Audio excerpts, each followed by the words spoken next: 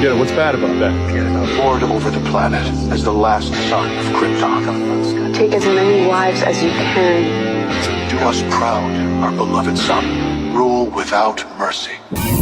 Here we have the big shocker. Now, this is probably the most controversial thing I did with Superman's origin.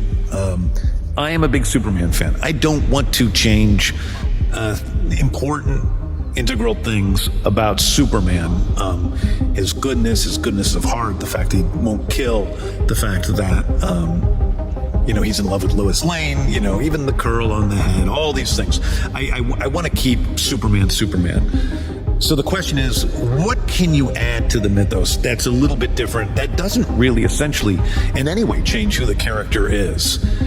And although, Clark's parents usually in the comics are benevolent, that isn't always the case. It hasn't always been the case. There have been stories in which, even in canon, that hasn't been the case. And Jor-El is not always treated as a benevolent character. They're benevolent to their son. They love their son, obviously. But they aren't necessarily benevolent in the way they think about human beings. They think of human beings as less than in this version. So that was the thing, that was the twist.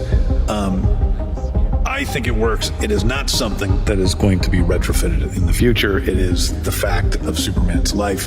He was sent by his parents to Earth to save him primarily, but also they hoped that he would continue the Kryptonian heritage and sort of take over Earth as its ruler. And that isn't who Superman thinks of himself as being at all. And so this moment here with Clark is so important because he's always seen himself as doing, as having this destiny.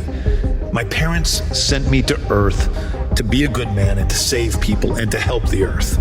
And so he's always thought that what he was doing was for a reason outside of himself, that his ethics were born of something that wasn't interior but exterior.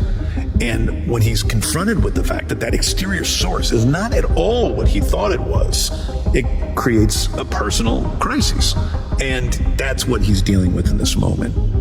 But as the movie goes on, we discover, and more importantly, Clark discovers, that what he's doing is not because of what his parents told him to do.